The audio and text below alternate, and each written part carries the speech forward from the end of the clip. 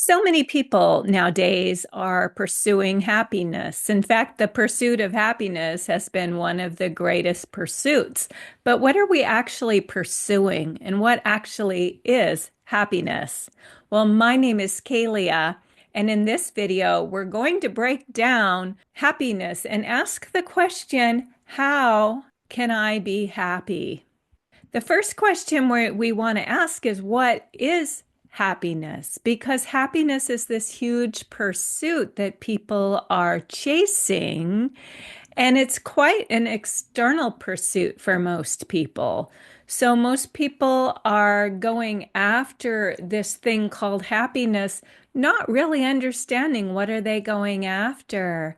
Is it that feeling you get when you first get a new car and you are smelling that new car smell and going through the beautiful experience of driving that new car for the first time? And for a moment in time, you are really content and really happy because you have this new car that you've wanted, and that fulfillment of that thing you wanted brings you happiness.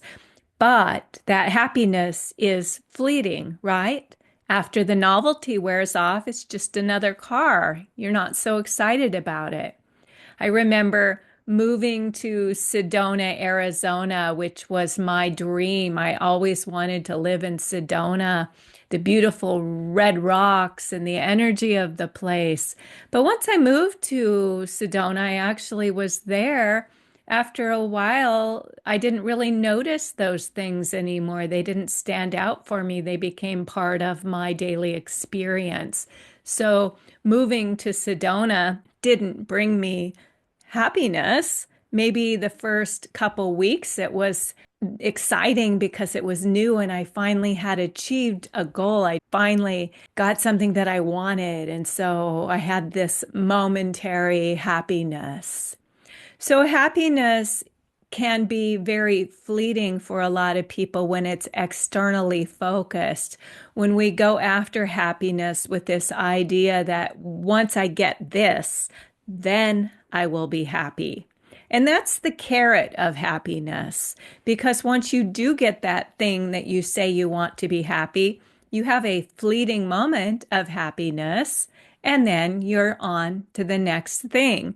Now I need this to be happy. So there's the next carrot, and you're going for that carrot. So the pursuit of happiness is often the pursuit of experiences and things for fleeting moments of happiness that aren't lasting, because we become used to or accustomed to that new thing or that new state or that new relationship, and it no longer brings us the happiness we believed we were going to have when we got that thing. So we have to pursue something else. We put the next thing on the list and we go after that. So, is it true that when you have that thing that you want, that it will make you happy? No, it's not. You will have fleeting moments of happiness. You will have short periods of happiness, but it does not bring you continual happiness. It does not put you in the state of happiness. So, why is it that external pursuits don't bring happiness? And this is really important. External pursuits don't bring happiness because you are completely dependent on something out there to feel something in here. So you have it all backward. The true path to happiness is to cultivate it within and having it not be attached to anything happening out there. Is it true that you need to have this much money or this house or this car or this relationship to be happy? No, it's not. Because happiness is truly a state of being that is cultivated from within. It's not dependent on all those external pursuits. Those external pursuits are goals accomplished. They can bring momentary states, but they do not create a state of being we call happiness.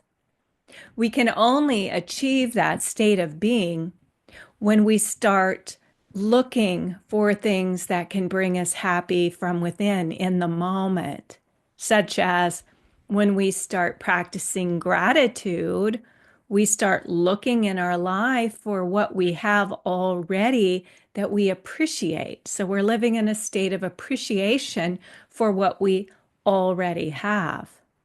Even if you don't have what you would consider to be enough money, or you don't have a relationship, and there are things out there that you want, your happiness still does not depend on that. You can cultivate happiness right now with what you have. So if you have a roof over your head, if you have a home, and you can say, I'm really grateful for my home. It doesn't mean that you might not like to have a different home, one that matches your dreams more. But the more that you can be content with what you have now and live in a state of appreciation for what you have now, you start to cultivate that internal feeling of, I have enough. I'm not dependent upon those external pursuits in order to feel a state of joy within. Because happiness is really goes hand in hand with joy, and it also goes hand in hand with contentment when you are content. When you when you're content, you don't look for something outside of yourself to give you a state of being. You're content with what you have. I have enough. I'm good. It doesn't mean that you don't pursue external things. It doesn't mean that you don't try to get that better job or that new car or the new house or the relationship or whatever it is that you want or desire. But your state of being isn't dependent on those things. So there's a difference. When you really can start practicing gratitude for what you already have, when you can start really getting into that state of having already, already having enough, then your mind isn't always going out there scanning your external environment, trying to look for the next thing to give you a state of happiness. Instead, you're cultivating it from within. You are practicing having enough, being in that state of I have enough.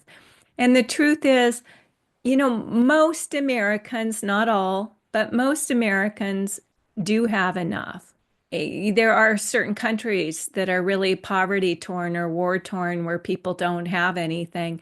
And there are also people I acknowledge in the United States that are living in their cars or homeless and they don't have anything. They can still cultivate a feeling of appreciation. So it doesn't really matter what your circumstances are, because when we elevate ourselves from within, we start attracting different circumstances to us. So I remember working a long time ago with a woman who was homeless and she was living in her car, and I don't know how she found the money to book a session with me, but she did.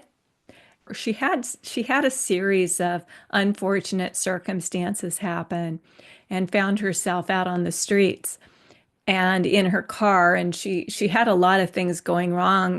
The area she was living in didn't allow people to sleep in their cars, so she was always having to hide and park in places where she thought she might not be discovered. And it was a really stressful life for her. And she was also looking for a job, which was hard to find for her when she didn't have an address, because normally you need an address in order to be taken seriously for a job. So she had a lot that was going against her.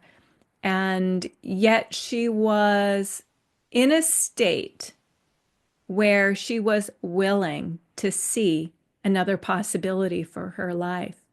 And so we had something to work with. Some of us are in much less fortunate circumstances that require us to work harder at cultivating that inner state. But I'm using that as an example because if you're not in that place of living in your car and you are in a place where you do have a roof over your head and you're safe, you're not in an abusive relationship or anything like that, and you're in a safe place, then you can start really working on the cultivation of appreciation for what you do have, remembering that this is an inner state of being that you are cultivating, that I have enough. And when you come from I have enough, your subconscious mind is not always putting out the message, I don't have enough. And that continues to create a state of being of I don't have enough. And when you're in the state of being of I don't have enough, you're always scanning your environment for the next thing out there that you need to go get in order to feel okay inside of yourself. And most of us are really dependent on our external environment to feel okay. We need to pursue a certain amount of money. We need to pursue a certain amount of status. We need to pursue a certain kind of relationship. We need to be driving a certain car. We have these expectations that are all dependent on out there. And it's usually compensating for something that we feel that we don't have enough of within ourselves. And that is often self-worth, self-esteem, confidence, those things that can only really be cultivated from within ourselves. So we might go after that master's degree or that doctorate to give us a sense of significance or importance. Or we might go after that particular relationship with that good looking person because we believe it will reflect well on us. Or we go after that job for prestige, or we go after that money for the feeling of success. And these are all feeling states that we believe are going to take care of that inner feeling of not enoughness, of not worthy enough, or not important enough, or not significant enough, or whatever our not enoughness is, that we believe that what we get out there, that approval or attention that we get externally, is going to resolve this feeling that we have inside of ourselves. And the truth is, it doesn't. It might mask it. It might give us a temporary relief from the pain of feeling like we're not enough. But the only way to truly face that inner state of not enoughness is to heal it from within ourselves and realize that our sense of being enough really doesn't come from titles or from possessions. It comes from how we feel about ourselves. And if we can really get that piece of working on how you feel about yourself right now, where you are at, that is not dependent on anything external. It's not dependent on getting this thing or having this title. It's really knowing deep down that you are enough, knowing deep down that you are worthy, knowing deep down that you are lovable. And this can change when you start changing your relationship with yourself. So we often go outside of ourselves looking for relationships that are going to make us feel whole because we have a sense of lack within ourselves. Well, those relationships never give us what we want because they can't be found outside of ourselves. That other relationship, it doesn't matter how much that person loves us or doesn't love us. It's our relationship with ourself that gives us that true sense of worth. How are we relating to ourselves? Are we kind to ourselves? Are we loving to ourselves? Do we treat ourselves with respect? Do we consider ourselves? Do we stand up for ourselves? Do we tell ourselves that we are enough, that we do have what it takes? Are we changing our internal dialogue? And these are things that really change our inner relationship with ourselves. And when our relationship with ourselves is peaceful and not tumultuous because we're always beating ourselves up or mistreating ourselves or disrespecting ourselves, not having boundaries, then we don't have that peacefulness and that content within ourselves. And that's what we are really going for. And then those things externally that we achieve or purchase become icing on the cake and not the cake because we are the cake. We are it. And it is truly that relationship with ourselves that brings us a state of being that we call happiness. It's being happy with ourselves. It's being happy with where we are.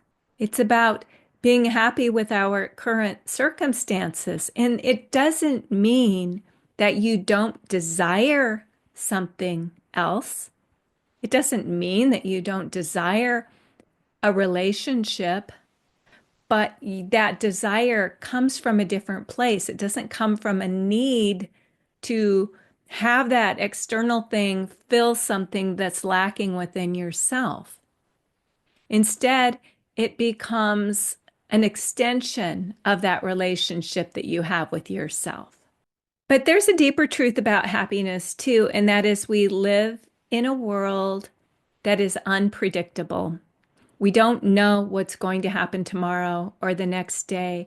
And the reality of life is there are things that happen that don't make us feel good. We lose people that we love. We have accidents. We have flat tires. We have bad days. We have days where our sense of confidence is shaken. And this is something that we need to learn to work with instead of react to. We have to be able to really take those difficult times as part of life and not see them as a belief that God is punishing us or there's something wrong with us because this bad thing is happening. It's just life. Life has ups and downs. And when you want to feel more consistent happiness in your life, you have to learn how to deal with the more difficult challenges in life without it shaking you to your core and destroying your inner sense of being. So as you get stronger and stronger in that inner being, in that relationship that you have with yourself, then you can go through those hard times and they don't pull you down into a rabbit hole. They don't spiral you down into a really dark place that you stay in. That you might visit dark places from time to time, but you don't build your house there. You don't stay there. You move through them. You feel the pain. You feel the grief. You feel whatever is happening. You don't try to suppress it. You don't try to paint a happy picture over it. That's not what happiness is. It is being really present in your life with whatever's happening. And you're not always going to feel joy.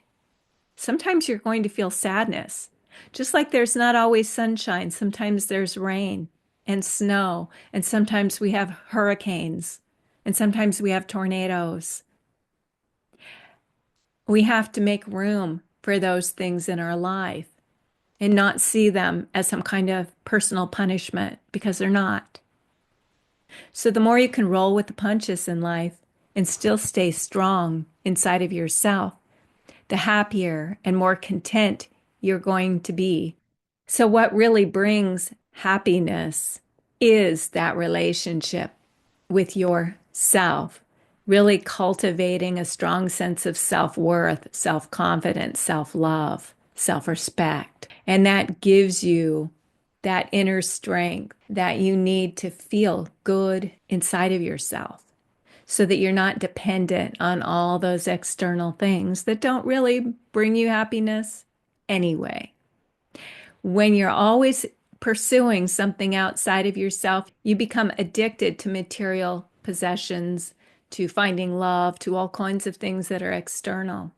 Then you're just living in a state of addiction where you have to have more and more and more and better and more. And you're never really satisfied. And that's why you need the next carrot and then the next and then the next. So you're always spinning your wheels, pursuing something that you believe will bring you happiness when it won't. So I hope that this has been helpful and that you can really turn your attention within and start working on cultivating happiness where happiness really lives, and that is inside of yourself. It is really the most worthwhile pursuit you could possibly make in your life. And as you start to really feel that peace and that contentment within, then you will notice things showing up in your life that reflect that to you. You will have more of that you used to strive for. It will come to you more easily. So I hope that you've enjoyed the video, and I'm going to invite you to sign up for my free course, The Wealth Magnet Method. It's called the Wealth Magnet Method, but I want to remind you that wealth is an inner state of being. Wealth is not just having more money. So when I use the term wealth, I'm not talking about just more money. Yes, more money is part of it, but it's also the wealth of being. So if you'd like to join my Wealth Magnet Method course for free, go down to the link below and click on the Wealth Magnet Method. And that will take you to my Conscious Creators community where you can begin to take the course and get support from the community. So thanks again for watching, and I look forward to seeing you in the next video. Have a great day.